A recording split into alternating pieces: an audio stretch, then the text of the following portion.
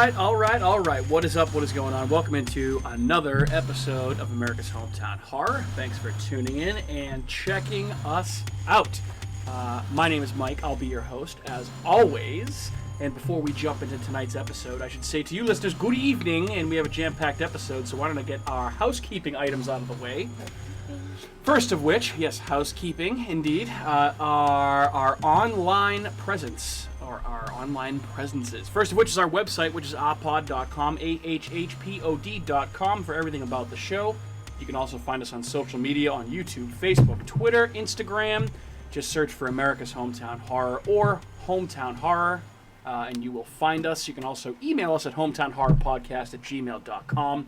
And as always, a reminder that we're now partnered with two great horror brands, including Horror Facts Magazine, which you can find at horrorfacts.com for all sorts of horror news, reviews, podcasts, and all sorts of fun things if you are a fan of all things spooky, just like us.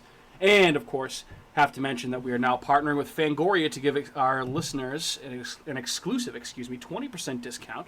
Just head on over to shop.fangoria.com/hometownhorrorpod, or when you're at the shop, just use the code hometownhorrorpod for, again, an exclusive 20% discount for listeners to our show. You can use it on merch, you can use it on a magazine subscription.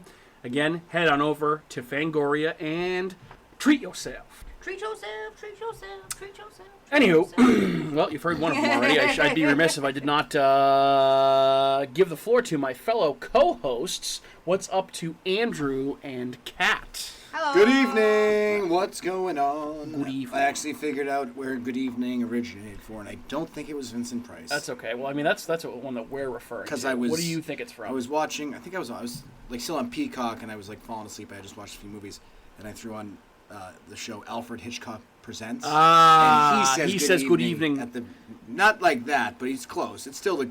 Maybe I can, maybe my free time, since spooky season is coming, I can create a Good Evening compilation of just all sorts of people saying Good Evening. Yes. Vincent Price definitely has said it before, too. Oh, yeah. And that's the most recognizable one, I think. But. And actually, I completely forgot to even mention this to you, Andrew. Tony from Spooky World, the movie, is in the process of remastering and re-uploading all of the old episodes of their podcast up onto their YouTube channel. And he included like their newer like video intro that he did, which has a clip of Vincent Price saying "Good evening" at the beginning. So I feel like we'd kind of be ripping them off at this point, but I don't think that they would care very much. So anyway, Andrew, Kat, hello, and Matt is actually off tonight as he is getting prepared to tie the knot and get married.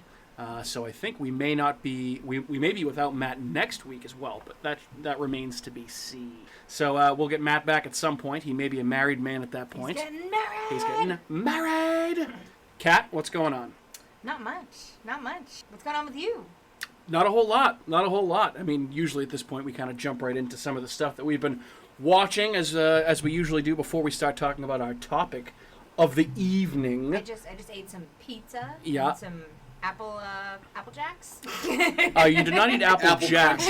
You ate Apple Crunchies, the Market Basket brand of Apple Jacks, because you opted to not buy the brand name cereal. So yeah. How much cheaper was it? Like $2? One of those. I don't know. I just saw them and I took them. They So weren't right next to them. The fact that she doesn't even look at the real one should say a lot to you about her level of commitment to the craft of cereal. Well, Can't they just have cereal bags that are just giant Ziploc bags? Wouldn't that be easier? I mean, they have giant cereal things at BJ's. Yeah, the big plastic. No, but it's not a Ziploc bag. Right. Well, they like need with advertising. the burp, like the patented, not the patented burp, because that's Tupperware. They could just sell the bag, but then it's an extra layer of protection with the bag. So No, the bag in the box, but with the Ziploc, so that it doesn't go stale in 7 minutes.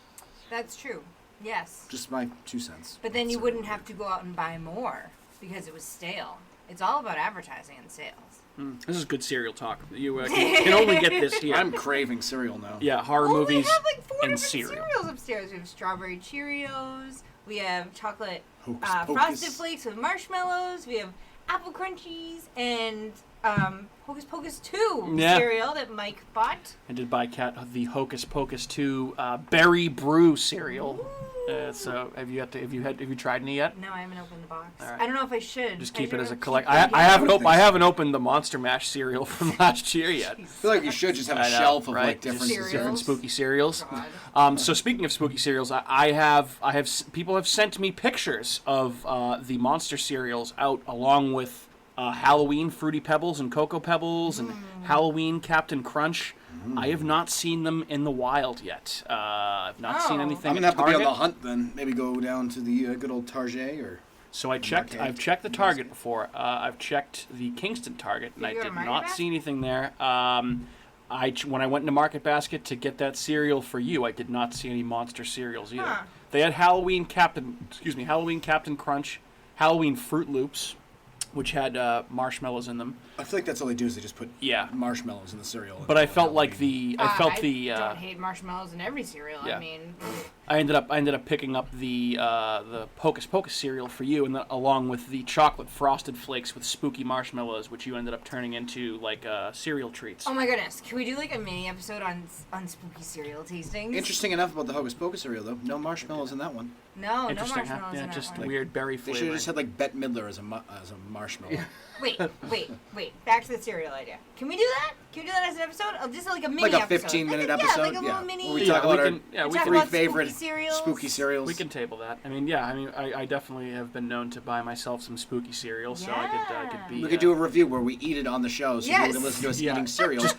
then we can have go- people and then we getting can- crunching sounds. In And their then we ear. can go, It'd be hey, great. guess what?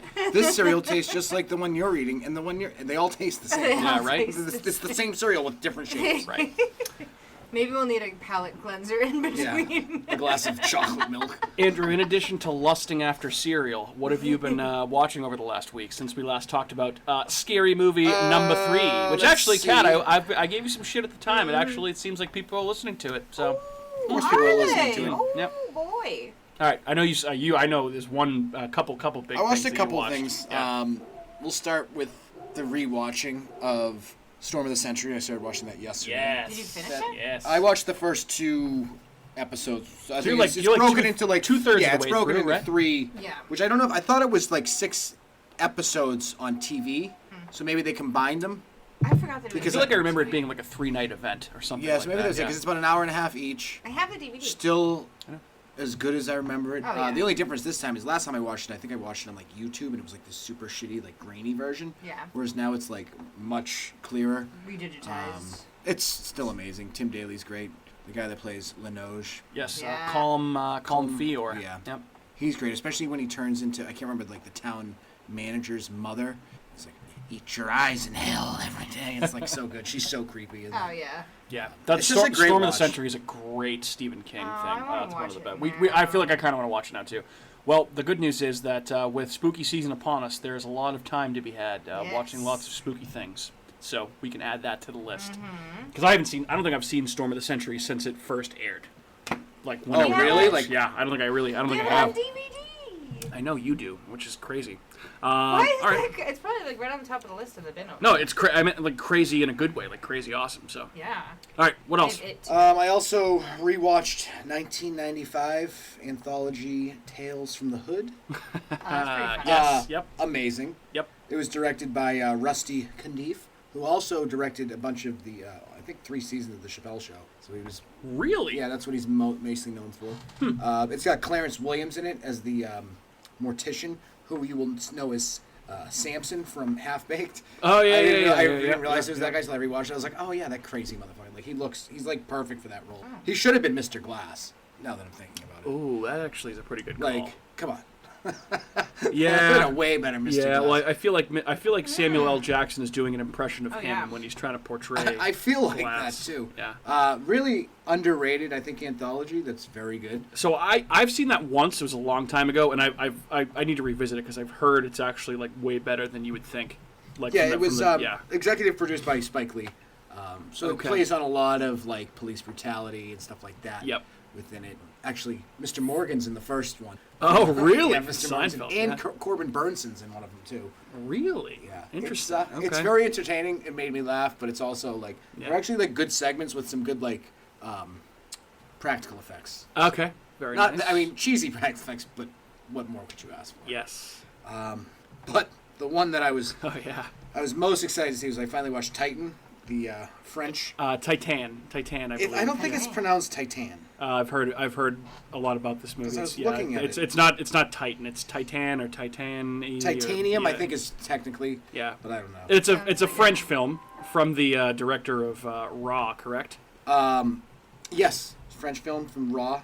I forget her name. Julia Ducournau, I believe. Yes, I believe that's correct pronunciation. The girl from Raw, Justine, plays another girl named Justine in this movie. She's not in it for the whole movie though. One of the weirdest movies I think I've ever watched. I still don't know if I liked it or not. I think I liked it. A lot of like the body horror, gore, and all that stuff is like the first like 30 to 45 minutes of the movie, and then there's really not much after that. Mm-hmm. All you gotta know though is like, so it's this little girl who's driving her car with her dad, and she's kicking his seat, so he turns around because she starts to take off her seatbelt. He's like, "Cut your seatbelt on!" And he smashes into a car. She ends up getting like a titanium plate put in her head. And immediately after that, she like basically disowns her parents and she runs outside and just hugs the car and is like in love with the car now. Like she has a bond with this car, which is interesting. Which leads to about 15 minutes into the movie, she's now working as a show dancer for like a motor show and on all these like, vintage cars, and she's like dancing and stuff. And then she has this situation that arises where pretty gory scene, but then she goes back into the club and she's like taking a shower to clean herself off. And suddenly she hears like this banging, and it's the car has like turned itself on like Christine outside, and she basically goes outside, sits in the car, and fucks the car. That's so weird. Sounds like you're giving away quite a bit of spoilers. Well, that's within like 10 minutes. This is all within like 10 minutes of the movie. That is like, okay. There's no spoil. That's not a spoiler. That's just what happens in the first 10 minutes. It's more of like a story of like grief and how people handle trauma. Okay. It doesn't sound like it by a woman fucking a car. It really does. Like that part's, I don't know what that's supposed to symbolize. She, like there's symbolization. When the engine dies or something. Trust me, it doesn't get any less weird from there. So, okay. I highly recommend watching it just for the sheer fact that you're not going to see a weirder movie in your entire life. It's very well acted, very well directed, interesting concept for a movie. There's some very deep meaning to this movie. I just haven't yet to wrap my head around it because I was more just like crack the code. There's plenty of scenes in the movie too where you're doing one of these because you're like, I don't really want to see this. Yeah. It's like most foreign films that I watch. Yeah. I think Matt would love. I don't know. Matt hadn't seen this one yet. I don't think he had it, so it seems like a movie that he would love, that Kat would hate. Yeah. Oh, absolutely, you would have no interest in that. Yeah, so Mike, I don't know. I'll have to find time to watch it when Kat's not around. You would just be probably like how I felt, like, what the fuck just did I happened? Just watch? Yeah. Like, what was this? Yeah, I have heard that it is incredibly weird, and yeah, that's about all I'll say at this point, because I feel like I knew some stuff about the movie, but I kind of want to go in knowing as little as possible. Where did you find that, just out of curiosity? That was on Hulu. Hulu. Okay, so it's on Hulu, so you can just watch it now. All right. Hulu, and Tales from the Hood was on Peacock. Storm of the Century also on. That's right. Okay. Excellent. Anything else to report on, my friend? That's about it. I can't think of anything else that I may have watched. If I did, I was falling asleep when I watched it, so irrelevant. Okay, fair enough. Kat, I know we haven't been able to watch as many things as we'd like to because we've been pretty busy. You want to talk a little bit about Lock and Key? Yes, I All do. Right. Yeah, I was hoping you would ask. This is so far up your alley. It's like perfect for you. Did you watch it at all? No, Mike was telling me about it a little earlier. He'd hate it. He'd absolutely hate it. I mean, yeah, probably. Yeah, definitely. Yes, definitely. Maybe. Well, I like it. I know. Okay, so we have differing opinions. I know. Let me talk. He just talked about a movie that you would hate, so we have differing tastes and opinions. I still watched it though, and I still discussed it. So I just talk to us about Lock and Key. I will talk if you let me. Yes, go ahead. So I rewatched all of season 1 because Mike said he already remembered it, but I just don't really remember things very well. So I was like, you know what? I'll give this a binge.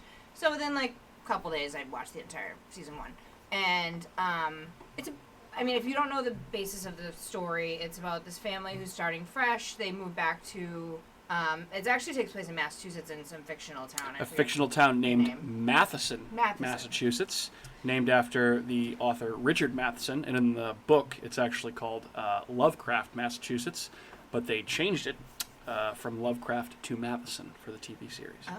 Yes. That's a fun fact. Go ahead. So it's about this family who moves into this creepy house. It's super old, and the kids there find these keys, weird things, and it's cool. I like it. I just like these, kind of childish, weird horror movies, but it's not even really horror. There's definitely elements, though. There's demons. There's, some of the keys turn you into ghosts. It's a fun story of how this family, evolves from where they moved from Seattle to, and all their relationships, the brothers and sisters and the mom's relationships and all that stuff. And just exploring this house and figuring out what these keys do and what the backstory is, because their father died, which you learn about very early on. And they're trying to put together his past, and they find out that he hid a lot of stuff from his past, and his brother doesn't remember a lot of things. It's cool how they just start discovering things here and there. Right, because the house has been passed down from their deceased father's family for generations upon generations upon generations. So there's a lot of history and right, and there are house, some supernatural things going on, and the keys that they eventually continue to find, unlock certain doors in the house and give them certain magical abilities. You would think the magic. So this seems like this would be right up your alley. You didn't like this? Didn't you just say it was Lovecraft? It was an homage to H.P. Lovecraft. Okay. It is a TV 14 rated Netflix show. Oh yeah. That is very dark fantasy / slightly supernatural horror. So if this was TVMA, might be could be better for sure. If it was TVMA, it would be spooky. It'd be way better. So it's the thing that kind of drew me into it at first. The first season came out a few years back, and Kat and I watched it at the time, and it was okay. It didn't really grab me as much as I had hoped it would, but it's the books are written by Joe Hill, which is Stephen King's son. Oh yeah, you told me that earlier. Right. So that's kind of what drew me into it, and it's this is the biggest. I know Stephen King writes a lot of fantasy too, and he wrote the Dark Tower stuff, but I think maybe I just haven't read enough Joe Hill. But Stephen King is more pure horror, and Joe Hill writes a lot of fantasy, dark fantasy with horror elements in it. And that's probably intentional, because he's probably I don't want to be my dad. And the his short story collections are, like I said, I went over that when we talked about the Black Phone episode. Pretty good. I didn't really like that show Nosferatu, which was based on his book that we watched on AMC. It was kind of, you wanted that show to sucked. pick up, but it never really It never grabbed me. Did you read the book? I did not read the book, but I knew it was by him. But dark fantasy with some horror elements, and then. But that again took place in Haverhill, Massachusetts. Yeah, he's from New England, so is Stephen King, so he sets a lot of his stories there. And also, I don't need to rehash how much I was disappointed by the Black Phone, but obviously a different type of story, not really that much fantasy, more of a straightforward thriller horror story. Yeah. Maybe I'm just not that big of a fan of Joe Hill. I don't know. But yeah, Lock and Key's okay. The second season's decent so far. We watched a couple of episodes of the second season, and then there's a brand new third season that just came out that I'm very excited to watch. The final season, apparently. They're they're ending it after the third season because I don't think a lot of people have been watching it. So I guess we shall see. They didn't come out with it. Came it was a year or two in between seasons. That's why not a lot of people are watching it. But I appreciate a show that can actually wrap it up and just not keep going and know when to stop. I agree. I understand that it's good to have a good, definitive beginning and a definitive end to a story. But yes. I think also Netflix, if the viewership was up, Netflix would milk it for all that it was worth and run it 5 or 6 seasons. Yeah. So that goes to show you that it's probably not doing as well as they had hoped. But Netflix very rarely cancels things early on unless they're an abject failure. So, so that's Lock and Key, which you can find exclusively on Netflix. Also watch that Devil in Ohio show. Yeah, we gave that a shot. That's another show that is a top 10 Netflix show that you wanted to watch. No. Because I wanted to watch a movie, and you were like, "No, I don't want to watch that movie. I want to watch this." So we put on 2 episodes, and No, that was not how that went. It was more interesting than Lock and Key so far. Okay, does it have potential? Is that a TV 14 thing too? No, it's not. I don't know. It's basically a. I don't know. Mike thought it looked interesting, so we started to watch it. Of the things that you wanted to watch, I found it to be the most interesting. It's about a girl that basically shows up at a hospital with a pentagram carved into her back, and nobody knows who she is or where she came from, and the resident psychologist at the hospital decides to take this girl home and foster her until they can find her a home. And, nothing really too crazy had happened yet. We watched like the first 2 episodes, but you said culty things, this, that. You're I find interesting. like satanic worship stuff like kind of interesting, but this again seems like a top 10 Netflix like neutered version of like a TV series. Well, like it's we'll like see how it goes. it's a limited series. I'll say that it's only 8 episodes and it's done, so it's not going to continue on. So there'll be a definitive end to this story as well. And that will be nice. I like definitive ending. Yeah, agreed. Probably the best thing that I've watched all week is getting caught up on, the latest season of What We Do in the Shadows. Yes. We watched like 3 episodes last night, and I think this might be one of the stronger seasons So funny. so far. Are you caught up on it? Yeah, I have the last episode left. Yeah, which is tomorrow night. Tomorrow night, and it's right. over, which I can't believe that this season is already almost over, because I feel like it just started. But we watched last night the one where Guillermo's boyfriend comes, and then also the one where they're on like the Flip This House one, or Flip It, or whatever the show Flip was it called. Or fuck you. Yeah, Flip it or flop? No, what is it? I forget, but that was so great. It was awesome. Oh my god, It was so good. so good. Yeah. Those guys are pretty funny. The Sklar brothers. Yeah, the Sklar brothers. Yeah. Yep. So they're always good to see. And just a couple of quick news things here. So we were talking about a couple of Netflix shows here. So Netflix today, I guess, dropped their lineup, which a lot of stuff has already been announced, but for their annual October release slate, which they call Netflix and Chills. See what they did there? Yep, get it. Spooky. Netflix and Sex and Scares. So Volume 3 of Unsolved Mysteries is going to be coming on starting on October 18th, and it's going to be Unsolved Mysteries. That's correct. Who's that host again? Yeah, Angela Robert Lansbury. Yeah, right. That's a deep cut for people that have been listening for a while. That's like a long time ago. So we're getting 3 new episodes of Unsolved Mysteries, or 3 nights of Unsolved Mysteries, starting on October 18th. I guess it's going to be a 3-week event. A new season of new Unsolved Mysteries would be new. Yes, Okay. that's what that means. Yep. They're not old? Yeah. Yeah. New? Yep. And then also, so I posted a picture about this. Jesus, like, what are we even doing here? Angela what are Lansbury we even isn't doing here? new. Why do we even bother?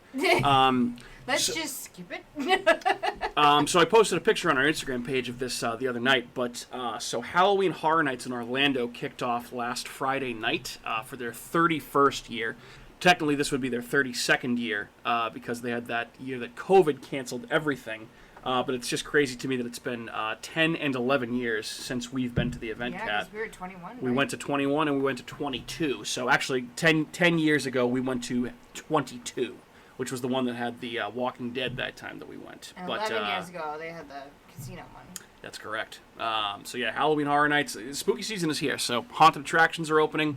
Now, granted, not every haunted attraction opens at the beginning of September like Halloween Horror Nights and runs for a full 2 months. Yeah, Or wild. into the beginning of November, but Yeah. honestly, it's one of their biggest money makers. It is. So It it makes would make sense. sense. Well, they have the space and capacity and Oh, yeah. manpower to do it. And Why wouldn't honestly, you? they do the best haunted houses in the business. Obviously, I'll always have a love for some of the smaller scale haunted attractions, but I mean, you talk in terms of budget and scale and quality and movie level production, you can't really beat what Universal Studios is going to do. Maybe next year. Yeah. Maybe, Andrew, you shouldn't have dropped the ball and should have gone this year to check out some of the houses. You could have been a field reporter for us down I there. could still possibly go. It just depends on a lot of things. So Yeah, we'll you see. could still go. And for those who haven't been following it, there are houses this year based on the music of The Weeknd, which I guess is one of the more interesting houses this year. The original Halloween movie. There's a Universal Monsters house. And then there is actually probably the one I'd like to go through the least. It's called The Horrors of Blumhouse, and it is a split house between The Black Phone and Freaky, which was the Vince Vaughn movie that we watched. I feel like that'd be a corny haunted yeah, house. wicked. Well, because those are... Yeah, it's How well. would they I'd say incorporate I don't see any way that they would kind of mesh together in a way that makes any Unless you sense. did, Probably like- just divided, like literally split in They'd half. have 'Cause to split it in Universal must have some sort of an arrangement with Blumhouse. Well, I'm sure they have those YouTube walkthrough videos, right? Do they have... Did they Oh, I've already watched for all 10 haunted houses. I've Oh, already they watched already them have all. them? Oh yeah, they're already up. They were up on Friday night after the Oh, event so dropped. what So did yeah. you think of the haunted houses? I mean, You already went through them. not having walked through them, Yeah, that's kind of a big difference. Yeah, they looked pretty cool. I mean, the sets and everything looked fantastic, just like they do every year. So, yeah, Halloween Horror Nights is open on both coasts, and I'd be remiss if I did not mention, and I know Matt is going to be excited for this, we will not be able to watch tomorrow night as we will be doing a fantasy football draft live at the New World Tavern as of this recording, if you're listening to this recording, it'll be tonight. 101 Scariest Movie Moments on Shudder drops its first episode tonight, which would be Wednesday, September 7th. So if you're a Shudder subscriber, go on over and check that out. That's a nice little tongue tie. Shudder subscriber. Shudder subscriber, Shudder subscriber, Shudder subscriber, Shudder subscriber, Shudder subscriber. How about that? Maybe not. Yeah, not too bad. You try. All right, guys. We got anything else before we dive right on into tonight's topic? Negative. Okay, excellent. So that means we're talking about another movie, and this one was my pick, and we're going to be talking about a 2017 film. Again, another Netflix release, because apparently all we're doing is talking about Netflix tonight. This is a whole different level of quality of Netflix entertainment, though, than I think any of the prior things that we were talking about here. And of course... Pause. This was a Netflix release? That's correct. This movie? That's correct. Oh, I don't think I knew that. That is correct. That's correct. Huh. And this movie, you may be wondering, it is called The Ritual, which came out in the year of our Lord 2017. And I mean, if there was ever a Mike movie through and through, I feel like this is But this there's is no one right worms. here. It's a monster movie.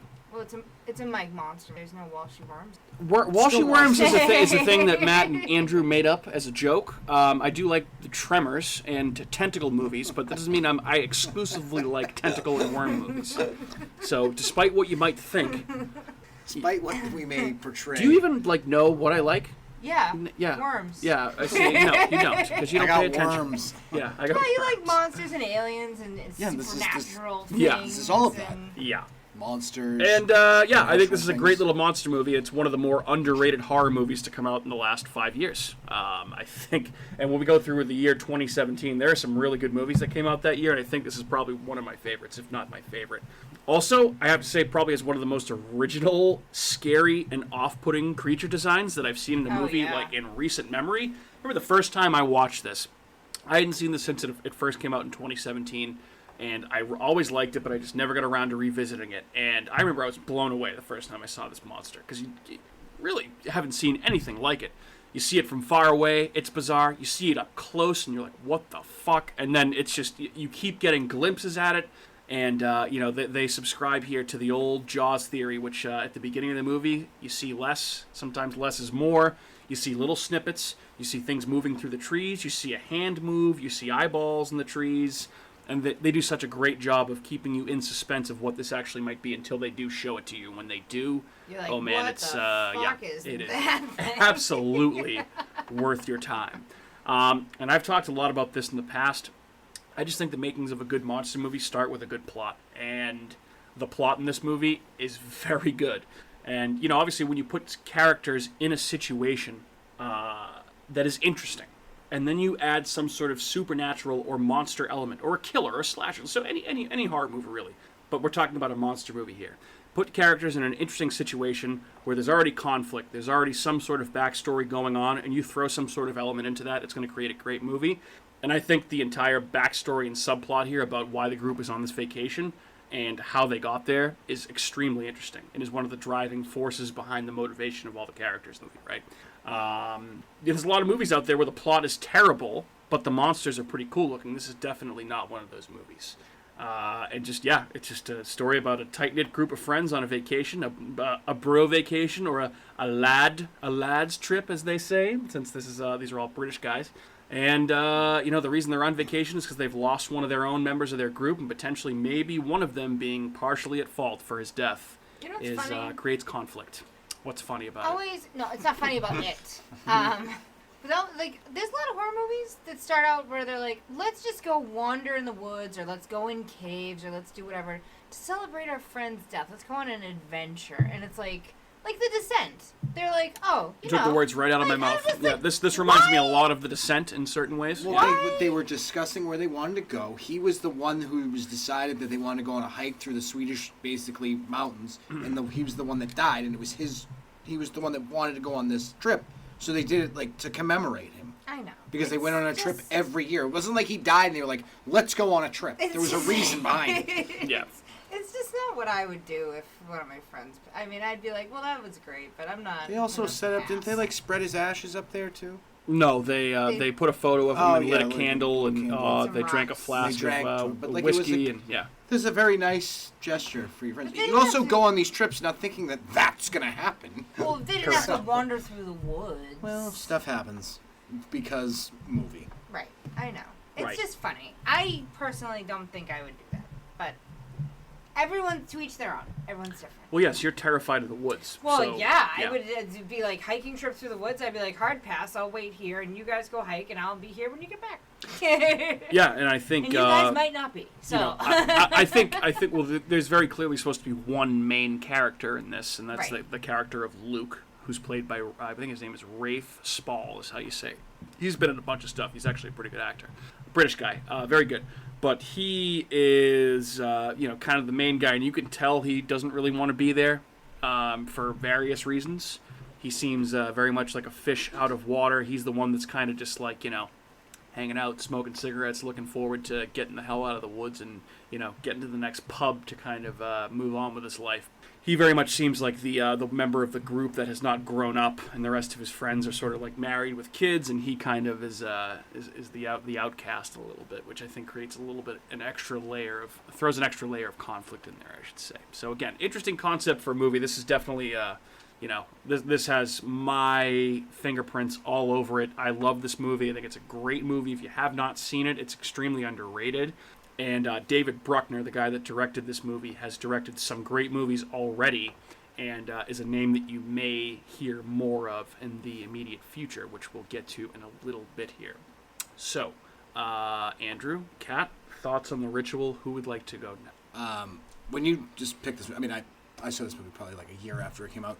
What an amazing movie! Like it's up there to me with like I don't know if The Void came out the same year, but that's like that same level of just like weird, Another one of my favorites. fucking creepy movie, culty vibes going on.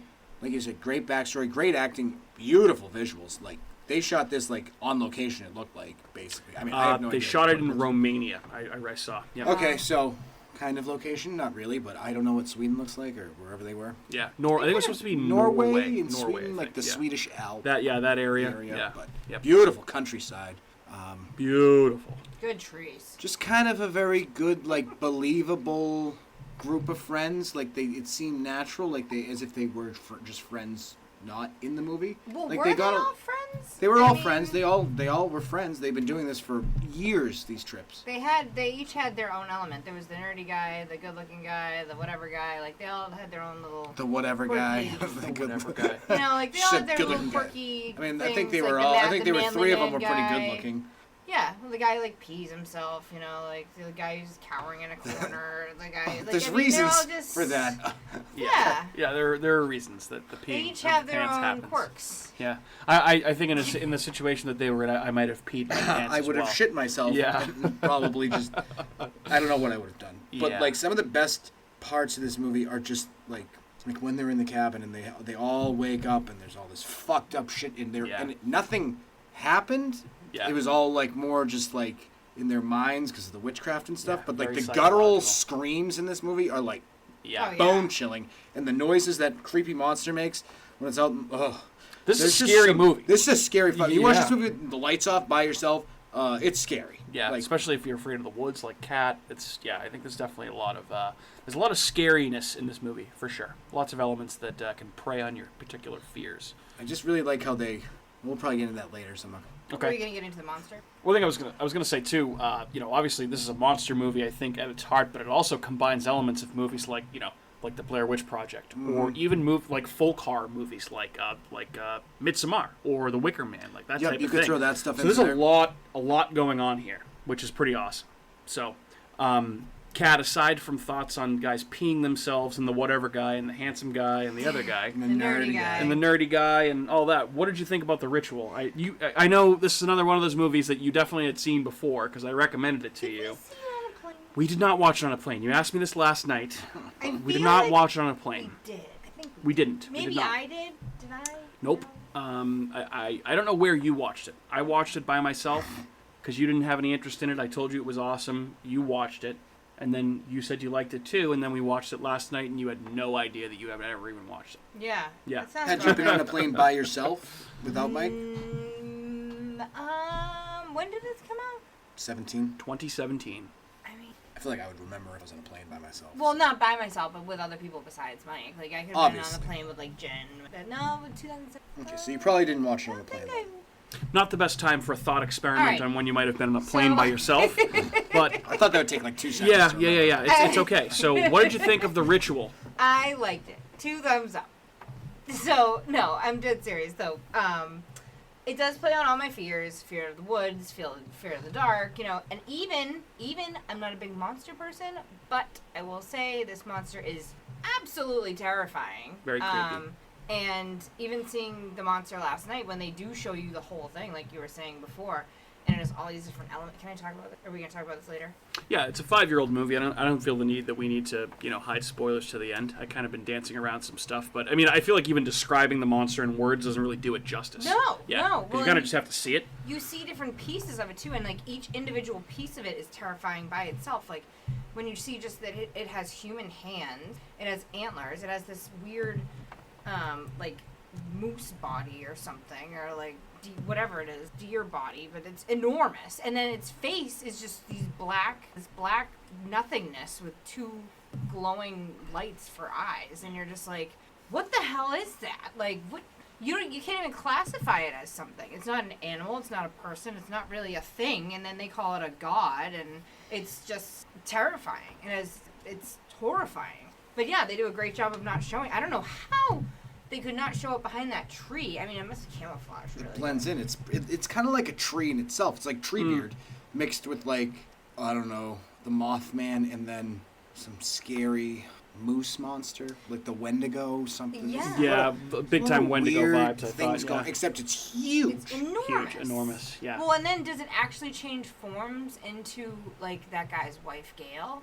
Or is he just hallucinating? There's I think definitely some that's- sort I of think mind it's like- control I think element. it has like yeah. that mind control. Well, I think the mind control could that be from the witch that the villagers are Yeah. putting on it? Also, so if you do, a good time to talk about this now since we're talking about this monster here. So basically, there is a basis for this creature in Norse mythology. Oh, really? I didn't know that. Yep. So I guess the This, name of the like- creature, and I could mispronounce this. Forgive me if I do. The creature is called a Jotunn or Jotunn. Oh, they mentioned that in the Yep. movie, right? And then I guess in the book they call it Moder, which is the Norse word for mother. And in the book the character is female, but the book's actually pretty different from the movie, which you know. Have you, I can. you read the book? I have not read the book. I read the plot summary of the book today when I was looking all this up. But yeah, so there is a basis for this creature in Norse mythology, and I guess if we had the subtitles on last night, and I picked up on this time around, knowing this. So they say that the Jotun or Jotunn character in Norse mythology is like a bastard offspring of Loki. Yeah. Right? Right. And Loki is the god of mischief in Norse mythology, so maybe that's some sort of like god of mischief type stuff going on where the creature's playing tricks on these characters to try and lure them into this, false sense of security before, they're getting impaled and stuck into a tree with their guts hanging out. Gotcha. So, Yes. yeah, maybe that's had something to do with it. Yeah. Be there. Yep. One thing I wanted to bring up, I didn't even notice this until I just read it, but I thought this was one of the more interesting creature designs that I had seen, and then I saw last year or the year before, Andrew, that movie No One Gets Out Alive. Remember that Netflix movie Yep. where there's like a monster that's in like some sort of a Mayan puzzle box? Is that the one I told where you it to takes watch place it, in and you watched Detroit it. and like she's like Yes, she's an illegal. She's in a and she's in like a house. She rents that movie. Yes. And so at the end, the when it's creature is like- very interesting in that too. Yeah. So it turns out that movie is produced by David Bruckner, who directed this movie, and that movie is also written by the same guy that wrote the Same Ritual universe? novel. Yeah, I don't know, maybe. So interesting stuff. Yeah, both of that those is a both very those stories weird written monster. by a guy named Adam Neville, who is a British. That movie was pretty Author. good. Pretty good. It was good. The other Yeah, I one. liked it. It had the guy from Ozark in it. Yeah, the two brothers were really fucking creepy. Oh, for sure. That was a good movie, actually. Underrated. Yeah, I liked it. I thought it was pretty good. I gave it 2 thumbs up. I liked it, to quote Kat. Yeah. Yeah, absolutely.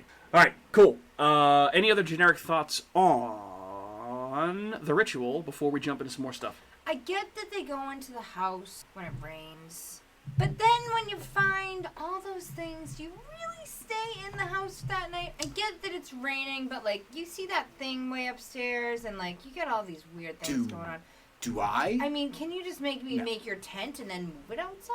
And not stay in the house? We have to understand, I like... mean, You're still in that woods, in that section. I don't think it matters at that point if you're in the house or not. Right, and I think, like, you know, obviously, like, at that point, nothing too weird had happened until they go into the house.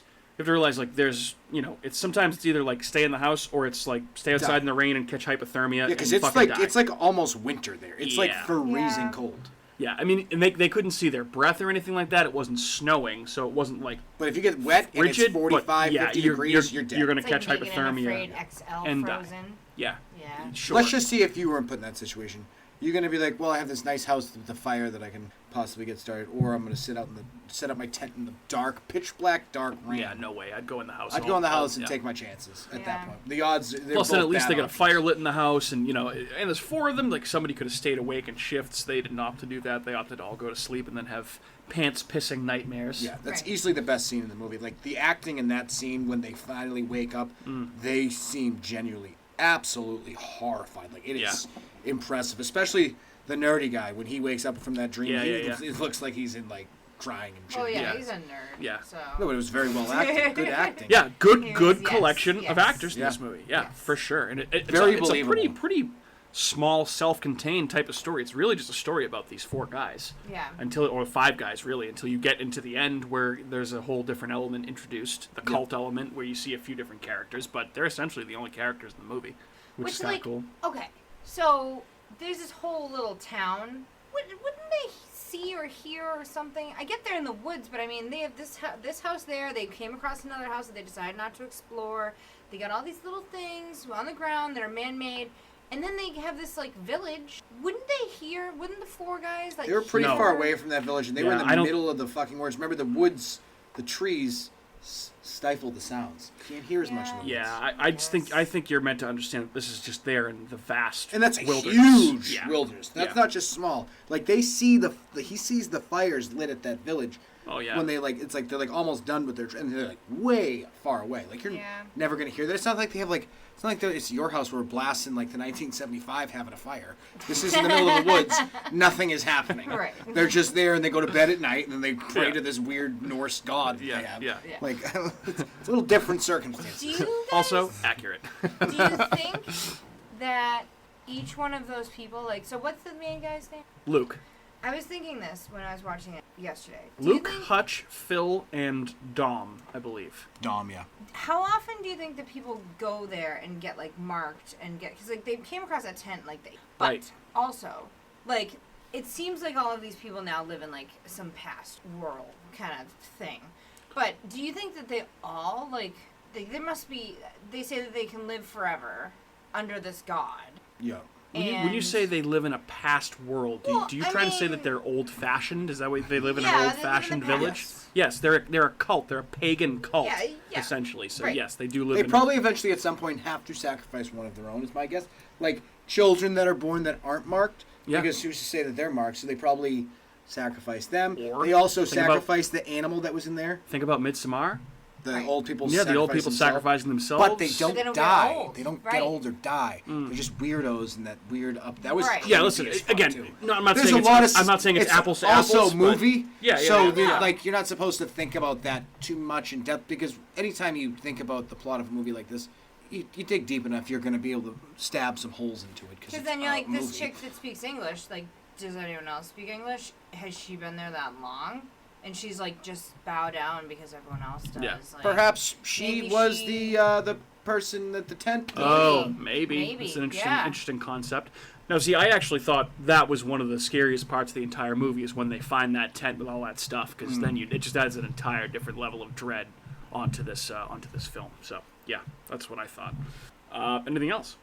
I would like interested to hear. I'm sure it's been somewhere out there, but of the 4, why do you think Luke was marked? I don't know. That's good. Because he was the most guilty and because I grief-stricken? think he was the one that kind of had the most to overcome in the story, right? Because at the beginning of the movie, obviously, so you've seen this. If you've seen this movie, you know obviously it's right at the beginning. Luke and I think the guy's name is Ryan. After a night out of drinking, they go into a liquor store, which seems like it's Luke's idea. He wants to keep the night going, and he wants to buy a bottle of vodka. And they walk into the middle of an armed robbery. And Luke kind of slinks to the back of this convenience store and lets his friend get robbed and killed without even trying to defend him or intervene, which... Well, he would have died too. Easily. Neither one of them would have died if Ryan just took his fucking ring off. That's also true, That's but also I understand, it's my wedding ring, you don't need it, here's my wallet, here's my watch, I get it. But you should have taken the ring off. My fucking penis at that Not worth losing your life over, and I really don't know that Luke would have been able to help him a little bit, but at least he could have made an effort. Well, 2 people against 2 people. It's kind of a... yeah, and he kind of left his friend out to dry, for sure. That guy had what, like a hatchet or what? I don't know what that was. Machete? Was that a pipe it was a machete. Yeah, Okay, I think it was a like, machete. he had like a sword. Yeah. That he cut to his head. Like that's crazy. Yeah, so obviously, like, that whole thing creates, like, this rift between the group of friends, and then Dom, the nerdy one, as Kat said, kind of, like, definitely is the one that holds it against him the most. I think him and Phil, because Dom is the one that says it to him, like, you got out of there without a drop of blood on you, and his fucking skull was split in half. Like, what the fuck did you do in there? Nothing. Like, essentially nothing. So I think the fact that Luke was marked, I think that maybe that's why. Because he kind of... Guilt, also more, Yeah. I think, the fact that the god, Juhan, whatever it was. Jotunn. Yep. Marked him because I feel like he was looking for the weakest, most cowardly of the group, It's also knowing that he possible, full-wed yeah. would just bow down to him because he just wants power. He wants people to grovel at his feet, and then you can live forever. And he figured that he would probably be the easiest of the 4. That's what I think why he was marked. And so he kind of went hills in our eyes too, and just was like, nope. Yep. Fuck you guys. Even though he didn't really save anybody, but he tried. When he's up against the monster, and the monster like takes his head and smashes it onto the ground, like bow down to me, kind of thing. I thought that was pretty into those. Like, Yeah. All right, cool. Why don't we take a moment here to pause 90 seconds and get a quick word from our sponsors. It's official. The critics' decision is in. Spooky World is spooktacular. Enter the new black hole. If you dare. Or the new horror House of Wax. This year, don't miss the real Jason, Bobby Pickett, or Alice Cooper. Phone the 24-hour Spooky World hotline. 508-838-0200. That's 508-838-0200. Spooky World is just west of Boston and haunts every night from October 1st till November 1st. If you had the nerve, you'd phone 508-838-0200. It's America's horror theme park. Spooky World. Don't be scared. I'm the super sweet monster with the super sweet new cereal, Count Chocula.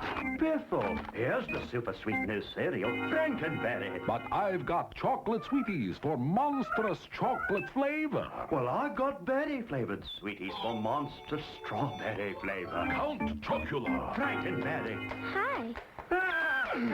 Frankenberry. Count Chocula. Sleepy Clovers. Alive! It's alive! It's alive! The new face of evil is going to scare you to death. Barrett's Haunted Mansion. It's killer this year. Then be next door to the Abington Ale House. Barrett's Haunted Mansion. Eat, drink, and be scary. Go to bhmansion.com. And we're back. All right, guys. I mentioned this at the top of the episode here, but 2017, we've done a couple movies from this year. Very good year for horror. Yes. Very, very good year. The movies that we've covered, I guess you could say we've kind of covered it, because we did see it, the 2017 version of it, not the miniseries. Well, yeah, the one that came out in the year 2017. Yes, which would be It Chapter 1. Because we did see it at the Screams and Screams by Barrett's Haunted Mansion. Screams and Screams. Double feature with Killer Clowns from Outer Space, which the more and more I think about it, what a fucking awesome night that was. Good stuff. That was great. Aside from me freezing my tits off. Yeah, it was cold. It was definitely cold. Well, you should have got a blanket. Also got Happy Death Day that year, which I know we covered, and the biggest shock of my life was that Andrew didn't hate that movie more than anything else he's ever seen in his entire life. But, I mean, I'll just run through them real quick because we've kind of covered, we've talked about this year, I feel like, pretty extensively between, you know, some of the drafts we've done and those couple of movies. But, I mean, like, 1922 on Netflix, good Thomas Jane movie. I think, Andrew, you and I were talking about that because we were talking about our love for Thomas Jane sometime in the recent past. I think I brought that up on my Stephen King draft. You very well may have. Yes. That might have been what it was. One of my picks, yeah. Alien Covenant, I think, is completely underrated. Awesome. Got killed by critics, but I actually thought it was a pretty decent Alien movie. I know it kind of... it played the hits for me, so it gave me what I want in a in an Alien movie. Yeah. Still haven't seen this one, but I keep hearing that it's very good. Annabelle Creation, the Annabelle prequel movie, I hear is actually decent. Kat, a movie I'm surprised that you have not seen, or you maybe you have, I'm not sure. You ever see The Babysitter on Netflix? No. It seems like a type of movie that'd be right up your alley. I hate babysitting. It's a slasher babysitter movie. Yeah, Okay. they're actually like a van cult or some shit.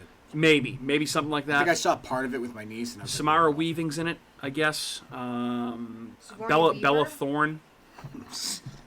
Sigourney Weaver? You said Samara Weaving. Samara Weaving. Sigourney Weaver? Close. Not this time. Andrew, we got Creep 2 in 2017. Creep 2, not as good as the first. No. Still a good movie. Decent. I liked Yeah, it. Pretty good. Okay. Not too bad. Not bad. How do you guys remember this? Well, I remember watching it, so he's reading a list of movies. So off of 2017, so that's helping remember them. Because if he asked me what movies came out in 2017, no, I wouldn't remember them, but I do remember watching the movie. Yeah, I guess. Yes, I am reading off a list. Spoiler, listeners. Yeah, I'm reading off a list. Mike doesn't have an encyclopedia in his head of the Dewey Decimal System, like just you're in like a beautiful mind. You're Sometimes like, I do. what If movies anybody came out? even knows what a Dewey Decimal System is. Sometimes I am a savant with certain weird random trivia, but not with this type of stuff all the time. So, yes. We also got Cult of Chucky in 2017, which is a movie I have not seen. No interest. Very good movie. Gerald's Game. Another Netflix movie. I haven't seen that, but I feel like I want to. It's a Stephen King story adapted by Mike Flanagan, who directed Dr. Sleep, Haunting of Hill House, Haunting of Bly Manor. Very good movie. Very, very good. With one of the all-time gross-out scenes. Just, yuck. Don't talk about it. We also got Get Out 2017, which I feel like was obviously a cultural phenomenon. The movie that launched Jordan Peele into the stratosphere. It wasn't the football Jordan Peele football? This put him on a completely different level than the Key and Peele sketch football thing. Yeah. Obviously turned Daniel Kaluuya into a star. He got nominated for an Academy Award for Best Actor for this movie. But I still think, and again, I think of the three Jordan Peele movies, it might be my least favorite. They're all very, very good. But I think I like Nope and Us better than Get Out. And I know you kind of hold the same Off-topic question, Mike. I know it's sacrilegious to even suggest. Oh, boy. But I'm excited. If they were to do a remake of Jaws and Jordan Peele did it, would you be just a little bit interested in it? No. The answer is no right now. I would be intrigued. Because it wouldn't be even close to the same movie. It would be way different. Well, it would have to be a lot different movie if they come up. They can't. Well, just they could be try remade. I mean, at this point, you could remake it for a new audience that's never seen Jaws. So it could be like a. The only way that it would work is if it was a polar opposite type of experience from the Steven Spielberg movie. Like called Wodge. Yeah. Swodge. Swash. Yeah, Swash would be. Jesus Christ. Waj. People are like, what are we even talking about? We're talking about what? Swah. Yeah. You've never heard of Waj? Schwaj? Schwaj.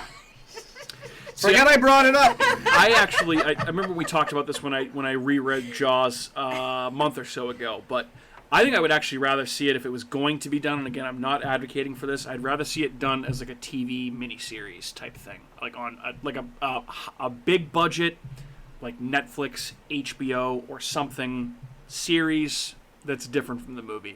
If the only way I would ever even consider watching it, and I think that Universal holds Jaws, in the original film at least, in too much of high regard to give the keys to that to just anybody. It would have to be somebody very special. Someone so I don't know. special has to make Swodge. Swash. Yeah, exactly. Is that like Swass? Yeah. No, it's Jaws background. I know what it is. I'm It's aware. like- it's like I think your- the S should be silent though. It's Why? like you're. She's turning into a toddler. It's just she's run out of patience and time, It'd be and like, now we're just God, on. Yeah. just reading signs I know, just backwards. reading off the random wall. things. It'd be the and- total opposite. Agreed. It'd be the total opposite of Jaws. Yep, it would. Yeah, reverse Jaws. Yep, I get it. I get the joke. Yep, I get it. Yeah. Andrew, we also got Mother in 2017, which I know you and Matt are both obsessed with, and then another Andrew movie. Actually, two more Andrew movies here to cap out 2017: The Killing of a Sacred Deer. Solid. And Andrew's pick for, Janthology, one of Andrew's picks, XX. Excellent movie as well. Yes, good little excellent movie. anthology film. Let's see. The only other thing that I found, fact that I found that was interesting that I haven't really talked about so far here was basically that the original tagline that was going to be used when advertising this film was, quote, "They should have gone to Vegas." But apparently, when they first started to market that film, that was right when the Las Vegas shooting happened at Mandalay Bay. Probably not a good idea. So they opted to not use that, and they changed it to they should have gone to Ibiza, which I guess is essentially like the European Vegas anyway. And they bring it up in the dialogue. Yeah, actually they do. It's pretty funny. They do bring it up in the dialogue. So, yes. Okay. That might be what I have on The Ritual. Top 3 of that year, easy. I think it's... Yeah. I think for me, I really like Alien Covenant and It, but I might... this is definitely top 3. I guess gun to my head, I'd say probably It, The Ritual, Alien Covenant for my top 3. I'd probably go... Get Out, close 4th, probably. Alien Covenant is just more up my alley. Get Out, obviously, is a better film than Alien Covenant. I get that, but Mother, Ritual, Get Out... Just for weirdness of movie. Like, that movie's so weird. I gotta rewatch Mother. It's not... You don't have to. Like, I've seen it once, and that was enough. Yeah. I definitely watched it, but I forget it. I feel like that is just... Maybe it's just the way you operate, because there's no way you could ever forget that movie. It's just so fucking weird and fucked up. It's so strange. To save every so movie weird. that I've watched. Yeah. Takes up too much disc Apparently. What does? Movies. Yeah, movies. Takes up too much disc Yeah, space? I clear my cache in my head. Yeah, she empties her recycle You sure you even have a cache? Or is it just a quay waiting to ask questions? Just a quay that is processing. Then I just hit the little quay. I hit the little Xbox just to cancel it every time it starts to upload. I'm like, yeah, forget it. Okay. It's just buffering. It buffers. Buffering. Okay, it's time to go. Guys, anything further on The Ritual?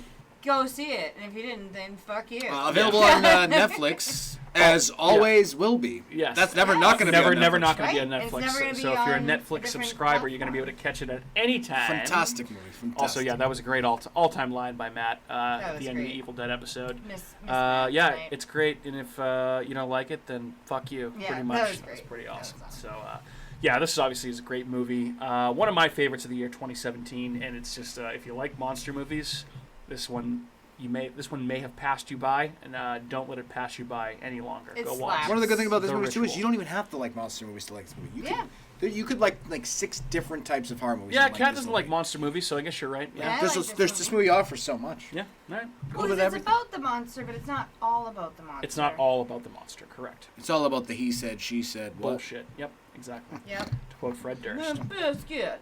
Method Man. All right, guys. Well, I think that's going to do it for another episode of America's Hometown Horror. Thanks for checking us out, and happy spooky season to you.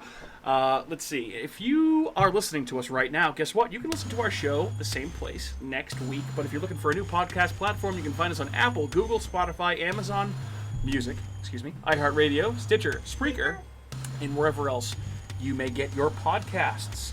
I have been Mike. Andrew has been Andrew. Kat has been Kat. And hopefully we will get Matt back at some point soon so he can come back and talk some horror movies with us. Get back. Honky Matt. Very good, Andrew. Very good. I like that. That was good. This has been another episode of America's Hometown Horror. Thanks again, and say goodbye to your listeners. Goodbye. Good evening. evening. And, Adios, muchacho. yeah, there Yeah, it there is. you go. I was waiting for it. Okay, bye. Hey everyone, it's Mike from America's Hometown Horror, and just wanted to say thank you again for listening to another episode of our show, because of course, we would be nothing without you listeners. If you are interested in more local Plymouth podcasts, I would highly recommend you check out some shows by our cohorts on the Inebriart Podcast Network. That's right, the Inebriart Podcast Network, folks. In addition to America's Hometown Horror, you can find the Inebriart Podcast, Bar Talk, Theme Park Legends, Retro Redoctopus, and Old Colony Cast. Head on over and give them a listen.